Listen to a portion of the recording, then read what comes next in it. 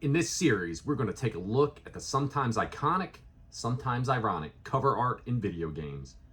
A quick look at the designers, artists, and elements that had us back in the day saving up our allowances and begging our parents for a new video game. Behind the cover. Castlevania. The original Castlevania was developed by Konami for the Famicom disk system and released in 1986. It was converted to cartridge format for the Nintendo Entertainment System and subsequently released a year later in North America and 2 years later in PAL regions. In the game, the player takes on the role of Simon Belmont, descendant of a legendary vampire hunter, on his quest to destroy Count Dracula. The original game was a runaway success for Konami and has since spawned countless games in the Castlevania series. In my humble opinion, the original cover art for the Famicom NES release of Castlevania is easily one of the most iconic of the 8-bit generation. Those of you familiar with my Behind the Cover series know that we typically learn a little about the artists responsible for the eye-catching cover art of these games and maybe even a fun story about the process. This episode, though, will be slightly different. I figured, what better time of the year than Halloween would there be to look at multiple games in a series as a whole rather than just one game? Now, to be completely on the level with you guys, Halloween is actually only part of the reason. As I began to research for this episode, I was having a tough time finding information on who the artist behind the cover for Castlevania was. After looking around for a few hours, combing through articles, blogs, and even Konami's own website, I came to the conclusion that the internet really doesn't know. So, unable to credit a particular artist, I thought we could look at some of the design element inspirations of the original trilogy. The layout of the original cover has a whip-wielding Simon Belmont in the foreground, staring towards an ominous castle on top of a hill in the distance illuminated by the moon. In the dark sky above the castle, swirling with vampire bats, is the demonic face of Count Dracula. Compared to many of the wholesome and sometimes vanilla covers of other Nintendo games of the time, this was a surprisingly adult cover for a video game. Even though we may not know who the artist or designer was, there is an unmistakable influence from a fantastic artist. Frank Frazetta was an American fantasy and science fiction artist. His portfolio consisted of book and album covers, paintings, posters, comic books, and plenty of other media. Often referred to as the godfather of fantasy art, Frazetta's interpretation of Conan the Barbarian redefined the genre of sword and sorcery and had an enormous influence on many artists.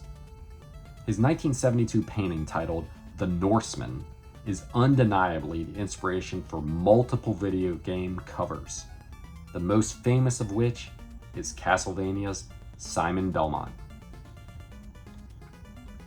The sequel, Castlevania II: Simon's Quest, was released in Japan in 1987, North America in 1988, and PAL regions in 1990. Players resume the role of Simon Belmont in the sequel, but the game departs from the standard platforming style of the original and opts for a non-linear style of gameplay incorporating RPG elements into the game. Because of these changes, many fans of the series consider this game to be the weakest of the original trilogy. While all three games have the similar iconic Konami box art style, in my opinion, Simon's Quest also has the weakest box art. The layout has our whip-wielding protagonist front and center yet again, this time facing the viewer, golden locks and armor shining in the moonlight. The castle looms in the background much closer this time. On the left side of the design, over Simon's shoulder on a castle balcony, "Hello, darkness, my old friend," is his nemesis, Count Dracula. Here's the part of the design where, once again, there is an unmistakable influence for a part of the design. Artist Clyde Caldwell contributed heavily to the golden age of fantasy art, particularly contributing work to Heavy Metal and Amazing Stories magazines. He also did cover work for Dragon magazine, published by TSR, the same company that at the time were publishers of the Dungeons & Dragons role-playing games. In 1983, Dungeons & Dragons released the Ravenloft module as a standalone booklet for use with the first edition Advanced Dungeons & Dragons. Caldwell's artwork, created for the cover of the original Ravenloft module, depicts villainous vampire Strahd von Zarovich atop Castle Ravenloft. While not a direct copy, the influence for Dracula on the Castlevania 2 cover is obvious, if not almost plagiaristic. I'm sure by now you are beginning to notice a bit of a pattern here. I won't dig too much deeper into it here, but there are a few other Konami games from this generation that borrow design elements from film and art. Contra and Metal Gear both have designs that obviously pull from other elements as well. To round out the trilogy, Castlevania 3 Dracula's Curse was released in Japan in 1989, North America in 1990, and in PAL regions in 1992. Dracula's Curse returns to the platform style of the first Castlevania game and abandons the action-adventure and role-playing elements of Simon's Quest. Unlike the first game though, Castlevania 3 is non-linear. Players assume the role of Simon Belmont's ancestor, Trevor Belmont, and can switch between one of 3 additional companions. Throughout the game, there are branching paths to follow. Multiple endings can be obtained depending on the choices made throughout the game.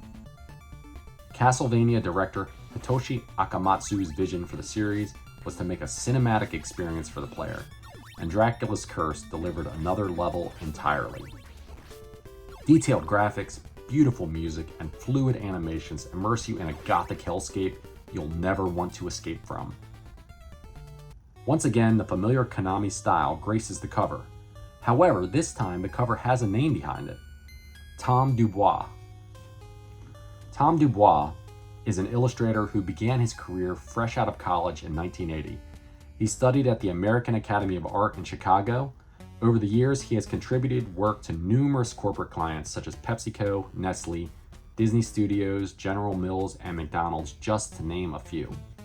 But his most famous work took place in the late 80s, early 90s video game industry, doing box art and logo work on many famous Sega and Nintendo games for companies like Data East, Jaleco, and Konami.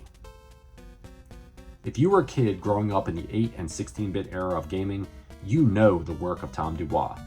Metal Mech, Axelay, Snake's Revenge, Blades of Steel, Double Dribble, Bayou Billy, Sunset Riders, Super C, Lethal Enforcers, Contra Force, Contra 3 The Alien Wars. The list keeps going. He was responsible for the amazing artwork on Turtles in Time, the Hyperstone Heist, and of course a slew of Castlevania games, including Castlevania 2 Belmont's Revenge on the Game Boy, Castlevania Bloodlines on Genesis, Super Castlevania 4 on Super Nintendo, and of course Castlevania 3 Dracula's Curse. The box art features many memorable moments from the game, including the gears in the clock tower stage, the water dragon boss fight, climbing up the walls while fighting gargoyles, and the graveyard where players fight the Cyclops boss. Reflecting on his work for Konami, Dubois said, "When it came to visual guidelines, I can remember only a few times they would supply me with VHS tapes of gameplay. Never an actual game. I remember they were always in Japanese. I could tell they didn't really want me to take those tapes home with me and were explicit about the importance of their prompt return. I would also be given character art guidelines, but they were simple and poorly drawn line art. I faintly remember the art directors telling me to go ahead and embellish whatever I thought best, and the guys in Japan or wherever they were developing these games would remodel after my enhancements. It was fun work, but really hard because they never gave me enough time to really do a good job." Tom's legendary box art is displayed on over 35 iconic games between 1988 and 1994 and helped define one of the greatest and most beloved eras in video game history. I hope you enjoyed this look behind the cover of Castlevania, one of the most iconic series of games in the industry, whose gameplay, story, and artwork continue to inspire current and future gamers, creators, and artists everywhere. Until next time, everyone, happy Halloween. Take care of yourself. Cheers.